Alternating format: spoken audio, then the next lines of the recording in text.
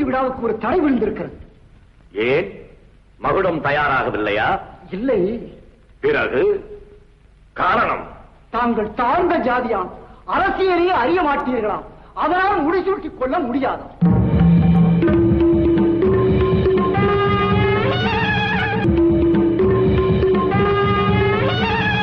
தாழ்ந்த ஜாதி, அரசியலை அறியாதவன் யார்?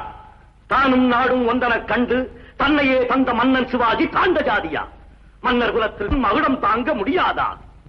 தாத்தாரிய தந்த புறவியில் அமர்ந்து ஆத்தெழுந்த சிவாஜியைக் கண்டு நாட்டுக்குடைய நல்லவன் என்றும் போர் வாட்டு முழக்கும் மன்னவன் என்றும் ஆரத்தி எடுத்த மக்கள் அங்கே ஓரத்தில் நின்று வெற்றி வரட்டும், அதன் சாரத்தை அனுபவிப்போம் என்று காத்திருந்த இந்த ஆணவக்காரர்கள் அங்கே உரைத்து வாழையெடுத்த ஒவ்வொரு கணமும் மராட்டியம் மராட்டியம் என்றே முழங்கி இறையெடுக்க துடித்த வேங்கை போல் எங்கே பகைவர் எங்கே பகைவர் என்று தேடி கரைபடியாத என் அன்னை நாட்டை காப்பேன் காப்பேன் என சூளுரைத்து இந்த நாடு என் சொந்த நாடு, இந்த மக்கள் என் சொந்த மக்கள், உயிரினுமினிய என் மக்களுக்காக ஓடினேன், பகைவரை தேடினேன், வாழ்கொண்டு சாடினேன், வெற்றியை நாடினேன். பகை தேடி வெல்ல மட்டும் உரிமை உண்டாம், முடிசூட்டிக் கொள்ள மட்டும் தடை செய்வாராம். அரசியலை நான் அறியாதவனா? அரசு வித்தைகள் புரியாதவனா? எவனோ வந்தவன் சொன்ன வாய்ப்பறைகள் நொந்து போக நான் நோயாளி அல்ல. என்னை விட்டொருவன் இந்த தரணியாளும் தகுதியை அடைந்து விட்டானா? ஏமாந்த மக்களிடம் ஏற்றம் கொண்டு நாமேதான் நாடென்று தலைகிரிக்கு திரியும் அந்த புல்லுருவிகள் எனது முடியை தடுக்கின்றார்களா அல்லது தங்கள் முடிவை தேடுகின்றார்களா? அதோ தோர்னா கொட்டிய முரசும் கூவிய படையும் எட்டிய பரியும் எழுந்து நடந்து கோட்டை மதலை சுற்றி வளைத்து வேட்டையாடி வெற்றி படைத்து வாழ்க சிவாஜி வாழ்க வந்து வாக்குரை கூறி வணங்கிய போது ஓவென்று எதிரொலித்ததே இந்த கோட்டைதான். அதோ புரந்தர். போகாதீர்கள், படைபலம் அதிகம், கோட்டை முன்னால் தடைகளும் அதிகம். ஒற்றன் தடுத்தான் ஒரு நாள் என்னை.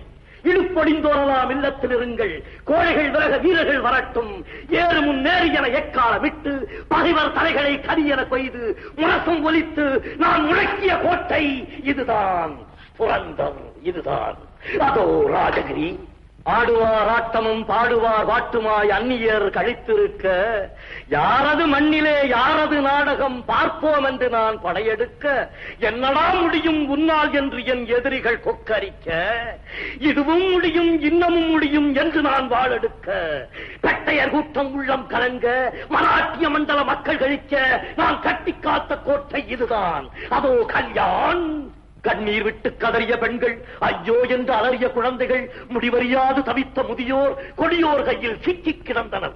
பகைவர் புலிப்படியாக போர்க்களம் ஏந்தி மராட்டிய கொடியை நான் ஏற்றிய கோட்டை இதுதான்.